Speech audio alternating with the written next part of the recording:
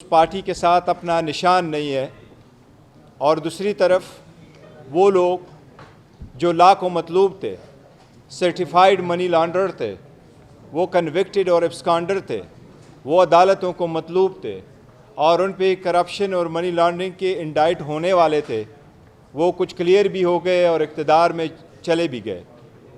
आपके सामने ये हमें कि आलमोस्ट 1 साल हो गया है, हमने 2 असम्बलियाँ डिज़ाल करवाई थी। आईनी और क़ानूनी तौर पर यही हमारा राइट था और इस असम्बली को रिस्टोर करने के लिए कोई किसी अदालत नहीं गया था। एवर सिंस हम रिक्वेस्ट करते रहे कि free, fair and transparent election हो इस मुल्क में, यही आईनी तकाज़ा है और यही इस मुल्क का मुकद्दर है।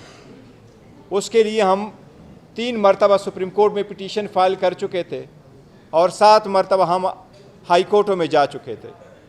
सुप्रीम कोर्ट ने एक डेट भी दी थी और सदर पाकिस्तान ने भी एक डेट दे दी थी, उस पर अमल दरामद नहीं हुआ।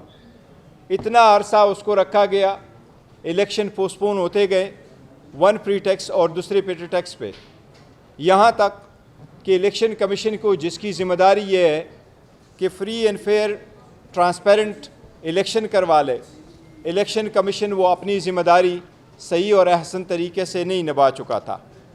इसमें इलेक्शन कमीशन ने फाइनली जो सुप्रीम कोर्ट के इंटरवेंशन से डेट दी है, और सुप्रीम कोर्ट ने वो डेट सदर पाकिस्तान और इलेक्शन कमीशन ऑफ पाकिस्तान के दस्तखतों से जो डॉक्यूमेंट अदलिया के सामने मौजूद है, उसके मुताबिक 8 फरवरी को इलेक्शन होने हैं।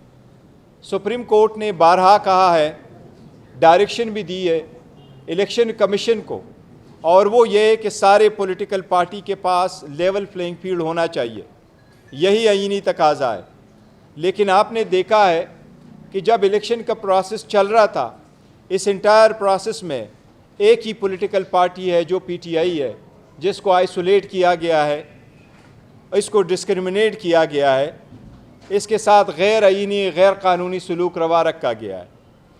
एक तरफ पार्टी के साथ, दूसरी तरफ इसकी लीडरशिप और पॉलिटिकल वर्कर सपोर्टर के साथ, और इसके प्रपोज़र और सेकेंडर के साथ। सबसे पहले मैं आपको ये बताता हूँ कि जो बेट इस वक्त आपने लेने की कोशिश की है, हमें फिर भी उम्मीद है सुप्रीम कोर्ट इंशाल्लाह इंटरवीन करेगी, लेकिन इसके इम्प्लिकेशंस आप देख ले 2 चीज़ों के।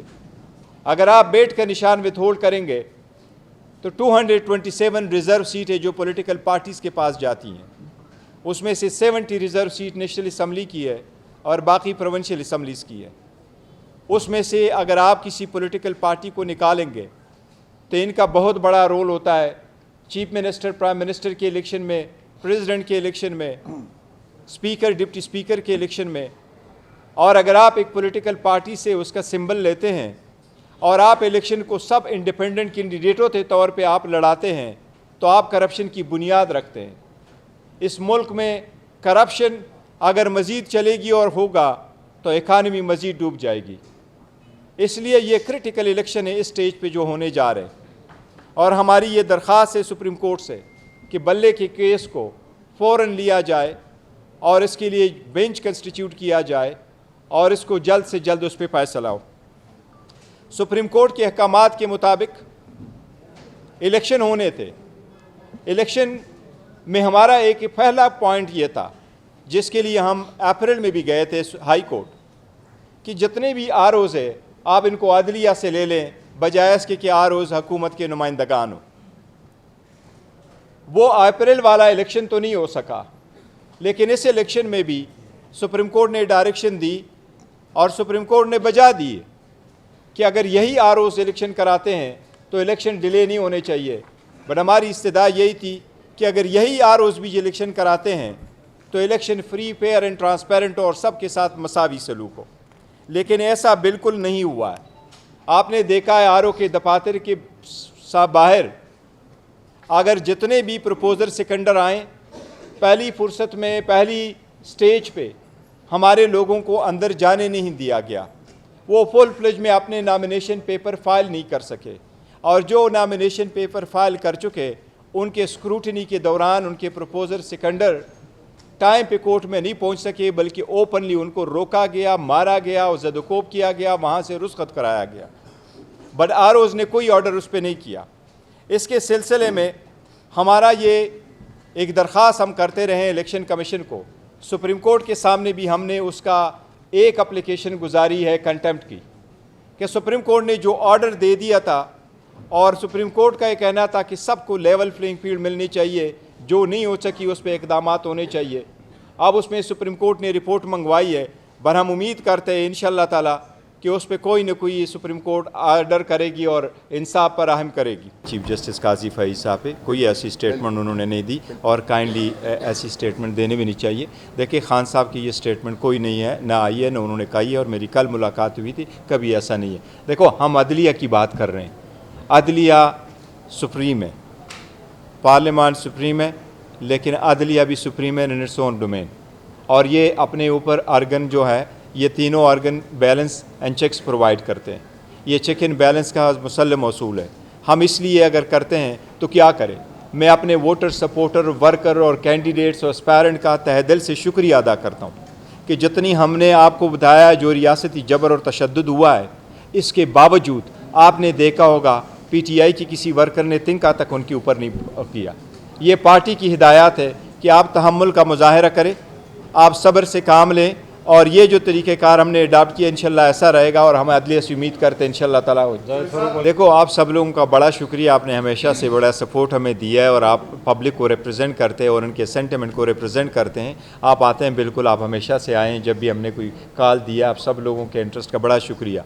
जहाँ तक आपने दूसरे का जिक्र किया, ये टिकट से रिलेटेड है। टिकट पर हमारी मशावरत जारी है। 2 दिन मेरे टाइम दिया गया था, और मेरे जेल में खान साहब के साथ उस पर एक्सक्लूसिवली वो कंसल्टेशन का प्रोसेस कंप्लीट हो चुका था, आज भी होना था, बट सुप्रीम कोर्ट के केस की वजह से वो नहीं हो सका। लेकिन वो है, अदरवाइज़ जिस तरह आपकी तरफ इशारा करे तो इंशाल्लाह कोई इब्नुल वक्त नहीं होगा। इस तरह जो डाई हार्ड वर्कर है और सपोर्टर है पीपल्स PTI के, और खान साहब के जो इंस्ट्रक्शन है उसके मुताबिक होगा, इंशाल्लाह रिज़ल्ट आएगा। हम आपके साथ बहुत जल्द शेयर करेंगे 1-2 दिनों में। देखिए, खान साहब की हमारे साथ कांटेक्ट रहता है, और हमारी कोई सहूलतकारी नहीं है। हम जो भी खान साहब पहले दिन से कहते चले आ रहे हैं मुल्क के बारे में, और उसका जो नज़रिया है उसमें कोई, और जो नैरेटिव है PTI का और ख़ान साहब का, उसी के थ्रू हम चल रहे हैं, और कोई नई बात हमने उसमें किसी चीज़ में नहीं की। वही नज़रिया है जो खान साहब का जेल जाने से पहले का था, वो जेल जाने के बाद भी है, वो चाहे आज हो चाहे कल हो।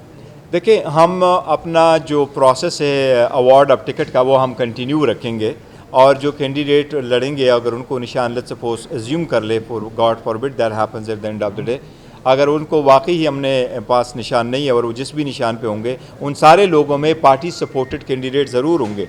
हर कंस्टिट्यूंसी पे हमारा एक नॉमिनेटेड कैंडिडेट ज़रूर होगा, और वो जिस भी संबल से लड़ेंगे। लेकिन मैंने जो आपको फैक्ट्स फिगर दिए कि वो ऑलमोस्ट 100 मिलियन बनता है, 10 करोड़ मीन्स 100 मिलियन।